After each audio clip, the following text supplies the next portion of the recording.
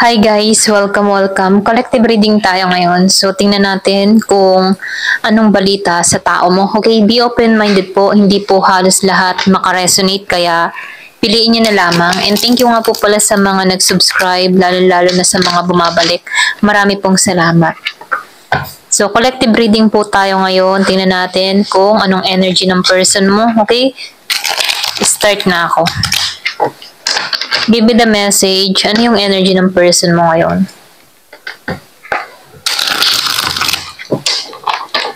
Give me the message.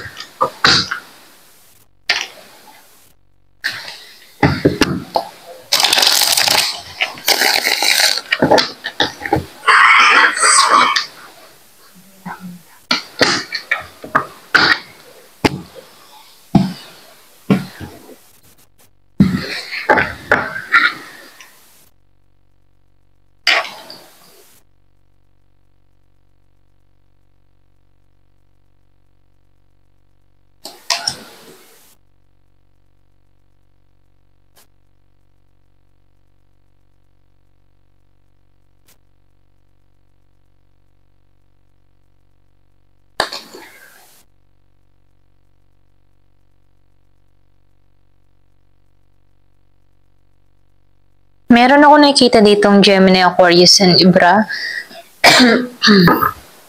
Excuse me. Malakas ang Gemini, okay? So, nakikitaan ko dito, no?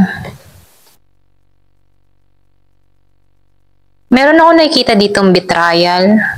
Yung iba sa inyo, no? Pwedeng meron ditong betray na nangyari sa inyo or pwede rin nakaranas to ng betrayal, okay? So, nakikitaan ko dito, malakas din yung Scorpio. Yung iba sa inyo, no? Merong Year of the Snake. Yung bang tipo na bumuo ka ng pangarap sa tao na to, okay? Pero hindi naging maayos, hindi nagtagumpay dahil sa betrayal, okay? Piling betray ang isa dito. Ito lang nakikita ko, no? So, nakikita ko rin dito, nag-invest ka na sa tao na to, okay? So, nafe-feel ko dito yung emotion. Kumbaga, nakikita ko dito yung intense, okay? Pwede rin sabihin na merong mga lihim na nabulgar, okay? Na kung saan meron ditong isinuwalat or nasawalat na reveal, okay? Kumbaga, nakikita ko dito na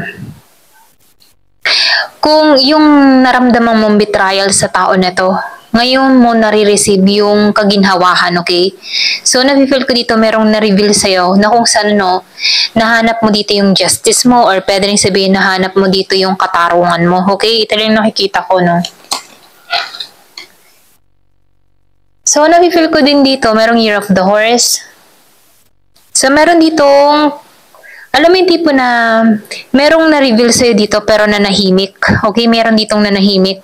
Parang kinimkim niya na lamang yung sama ng loob, okay? Dahil sa mga natuklasan niya dito sa tao niya, okay? Pero ganun pa man, nakikitaan ko dito, merong Gemini, merong Aries, Leo, Sagittarius, Scorpio, Cancer, and Pisces. So, nakikitaan ko dito, meron ditong humiling, okay? Meron ditong humiling ng hustisya or pwede rin sabihin na humiling ka dito ng katarungan, okay? Sa mga nangyari, sa betrayal na ginawa sa'yo, okay? So, nakikitaan ko dito na sa'yo yung justice, okay? Or pwede rin sabihin na yung hinihiling mo dito nasasakatuparan na, okay? So, nafe-feel ko dito, alam mo, tipong nakalaya ka sa sitwasyon, okay? Sa mga emotion, sa mga nararamdaman mo dito sa tao mo, okay? Kumbaga, nakikitaan ko dito, nanahimik ka dahil ayaw mo ng gulo, ayaw mo ng away, ganyan hinayaan mo to, pinalaya mo to sa kanyang mga nagawang betrayal sa'yo, okay? Pwede rin sabihin, minahal mo to ng totoo, pero binitray ka nito, kaya mas may naman, pinalaya mo to, binigyan mo to ng silent treatment. Ito lang yung nakikita ko, no? So, piliin nyo kung alin yung part nyo, okay?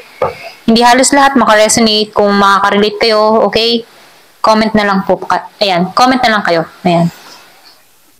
So, nakikita ko rin dito na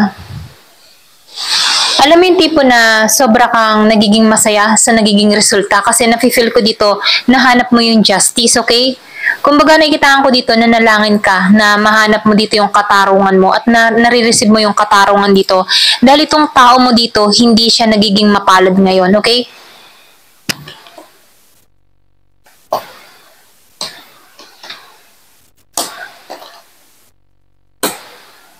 So, nakikitaan ko dito, no, may panghihinayang ka dito.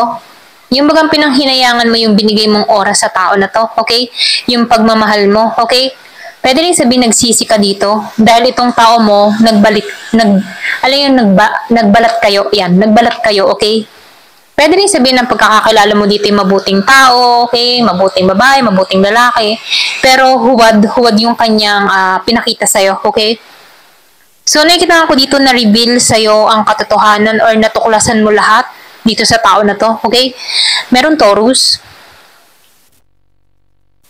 So, nakikita ko rin dito na na-disappoint ka dito, nawala yung love mo sa tao na to kasi hindi mo akalaing ganito siya, okay? Ganito yung pag-uugali niya, okay? So, nakikita ko rin dito, may pag-angat na nangyari sa'yo, okay? Nung nakawala ka sa tao na to, okay? So, nakikita ko rin dito na ikaw, nagiging balance na sa'yo or pwede rin sabihin pumapabor sa'yo yung hustisya, okay? Pumapabor sa'yo yung kapalaran. So, nakikita ko dito yung pag-angat mo sa buhay mo, okay? So, nakikita ko dito wala kang bagong simula na ino-offer dito sa tao na to, okay? Kumbaga, nakikita ko dito, hindi mo na to pinagsasayangan ng oras, okay? So, nakikita ko rin dito, yung pagbagsak ng tao mo, okay? Kumbaga, hindi siya nagiging mapalad sa sitwasyon niya, lalo-lalo na sa financial. Unti-unti na naglalaho sa kanya yung mga oportunidad, okay? Meron Taurus, malakas ang Taurus. So, nakikita ko rin dito, meron ditong umalis, okay? Inalisan mo to, or pwede rin sabihin, tumigil ka dito, okay?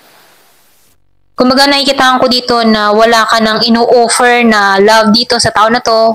Kumbaga, pwedeng naumay ka or pwede rin sabihin na disappoint ka. Kumbaga, meron tong mga kalokohan na ginawa sa'yo na na-reveal sa'yo lahat-lahat, okay? So, ngayon nakikita ko dito na wala ka nang nararamdaman na pain pag uusapan tong tao na to. Naka-moving on ka na dito. Ito rin nakikita ko, So, ngayon itong tao mo, nakikitaan ko dito na nakakaranas to ng kapighatian dito or pwede rin problema, Hindi siya nagiging mapalad ngayon pagdating sa oportunidad or pwede rin sabihin sa kanyang finance, karera, ganyan. Hindi siya nagiging mapalad dito. Kumbaga, wala na siyang option or pwede rin sabihin wala siyang mapagpipilian, Wala nang choice na dumarating sa kanya. Pwede rin sabihin, pulos pagsubok yung nararamdaman ng tao na to. Okay? Ito lang nakikita ko. Pero ganun pa man ikaw, naka-recover ka or pwede rin sabihin naka-moving on ka dito sa sitwasyon na nangyayari sa'yo, okay? So, nakikitaan ko dito, yung man tipo na nakaraos ka sa responsibilidad, okay? So, nafe-feel ko dito yung pagdadamot mo, okay? Sa oras, attention, sa tao na to. Parang ayaw mo, okay? Once na meron kang nababalitaan mo, halimbawa, meron nagbabalita sa'yo dito about sa tao mo, deadma ka na lang, okay? Or pwede rin sabihin, hindi mo na lang to pinagtutuunan ng pansin, ayaw mong bigyan ng energy tong tao mo, okay? Ayaw mong ibuhos yung energy mo dito. Kumbaga, ayaw mong magsayang ng energy sa tao na to. Mas kinikip mo yung sarili mo, okay? Sa pag-unlad mo, ganon, okay?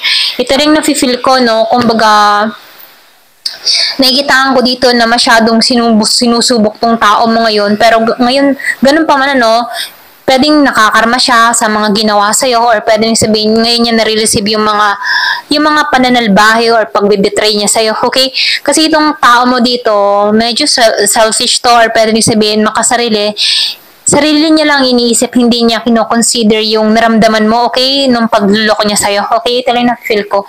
Kung baga niloko ka ng tao na to, hindi niya kinonsider yung feelings mo dito, kundi yung kanya lang ang nararamdamang kaligayahan, ang kanyang importante, okay? Alam mo yung ganon, importante lang sa kanya yung sarili niyang kaligayahan. Hindi niya tiningnan yung mararamdaman mo sa sitwasyon, okay? Kumbaga, nakikitaan ko dito, selfish, okay?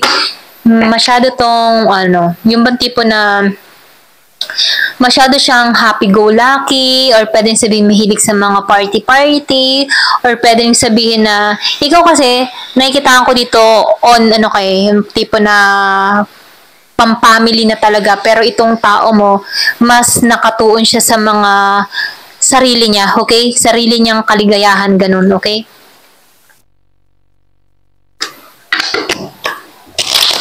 Give me the message. Ano pa yung mensahe?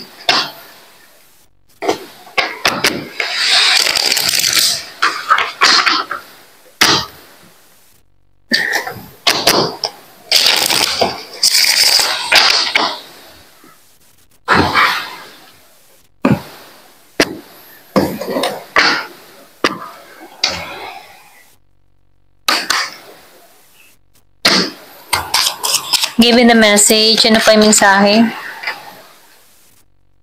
Talking. So, nakikitaan ko dito, no? Meron ditong gusto kang makausap. Okay?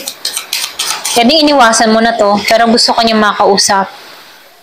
Ngayon tong tao na to, no? Ngayon to nag-iisip. Ngayon niya nare-realize na yung mga... Alam mo, tipo, ngayon niya nare-realize yung halaga mo. Okay? Nung nagkakaproblema to ngayon. Okay? Ngayon niya nare-realize na nasa tamang tao siya, pero nagkamali siya, okay, nang tinahak dito, ganon. So, nakikitaan ko rin dito, no, namimiss niya yung masasayang araw na magkasama kayo, okay? Kasi nakikitaan ko dito yung alaala or naaalala niya yung sandali na magkasama kayo, mga ganon, ano.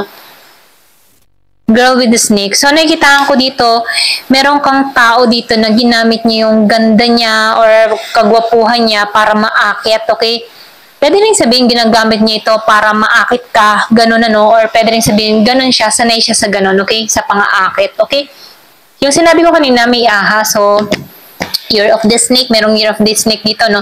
Kumbaga, nakikitaan ko dito, itong tao nito, peke, okay? Peke yung kanyang yung kanyang pinahayag na feeling sa'yo, okay? Kumbaga, ginamit niya to dahil para sa sarili niyang motibo, okay? Pwedeng meron siyang mapapala sa'yo or may makukuha siya sa'yo, ganyan, ano? So, sinasabihan ka dito na mag-put ka ng boundaries or pwedeng sabihin, tulungan mo yung sarili mo na huwag basta-basta magtitiwala sa tao, okay? Give me the message. So, tumalsik to. Self-indulgence, ano. So, nakikita ko dito, ngayon mo nakikita yung halaga mo. Okay, nasa healing process ka or pwede rin sabihin nagkakaroon ka na ng kaliwanagan. Nakikita mo na yung kaimportantehan mo sa sarili mo, okay? Na kung saan before, marami kang tanong kung bakit niya nagawa sa'yo, okay? Pero ganun, nakikitaan ko dito na alam mo yung tipo na tinatrabaho mong tanggalan yung mga bagay na hindi nakakabuti sa'yo, tinatanggal. Yung parang inaaral mo yung shadow work, okay? Yung mga negative emotion, mga negative na isipan, okay? Binabago mo yung mindset mo, okay? Ito rin nakikita ko, kumbaga nakikitaan ko dito na natututunan mo ma-appreciate ngayon ang sarili mo, okay? Yan. So, yung sinabi ko nga kanina, peke, ano, so may mas tong tao na to, hindi siya nagpapaka-totoo, hindi siya genuine sa kanyang mga sinasabi, or pwede sabihin sa'yo, okay, or pwede sa mga taong nakakaharap nito, hindi siya genuine. Importante lang sa kanya yung sarili niyang kapakanan, okay? So, nakikitaan ko dito, magaling to mag-pretend, okay? Ganon, ito rin nafe-feel ko. Hindi siya totoo. Ganyan. Poker face. So, gusto nito ng panibago, okay? Gusto nito ng second chance sa'yo, or pwede sabihin, gusto nito na, kumbaga, nafe-feel ko dito na gusto niya mag-take ng risk sa'yo muli, okay? Pero ganun pa man na, nasa iyo pa rin yung decision dito. Kaya lang may mas to, okay? Pwedeng mag-pretend siya na victim, pero nakikitaan ko dito na hindi, okay? Kumbaga, hindi to nagiging totoo sa kanyang nararamdaman. Ito rin nafe-feel ko, no? So, nakikitaan ko rin dito, marami to mga mahilig tong sumugal. Ay, yung ganun ba? Ito rin nakikita ko dito, no? Mahilig siyang sumugal sa mga sitwasyon para lang sa ikabubuti niya. Gagawin niya ang lahat ng pagsisinungaling para sa ikabubuti niya. Ganun, okay? Give me the message, hindi halos lahat, ha? So, piliin nyo yung part nyo dito sa pagbasa natin, ano? Give me the message. So may dates, yung nga sinabi ko nga kanina, gusto nito na makita ka or kausapin ka dito, no? So nakikitaan ko rin dito na gusto nitong bumalik sa buhay mo, okay? Pero ganun pa man, ano, yung iba sa inyo, meron kang makikilala dito na bago, okay? Bago.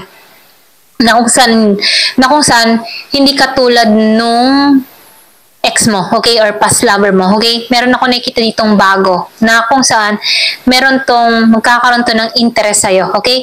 Pwedeng makilala mo to sa online dating, yung iba sa inyo, no, dating online, mga ganyan, or pwede rin meron kang makausap online, ganyan, okay? Ito rin nakikita ko, ayan, thank you for watching, love and peace!